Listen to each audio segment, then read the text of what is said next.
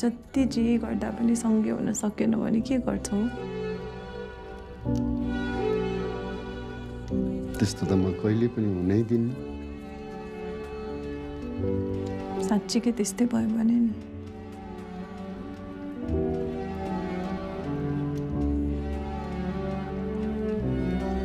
त्यस्तो भयो भने नि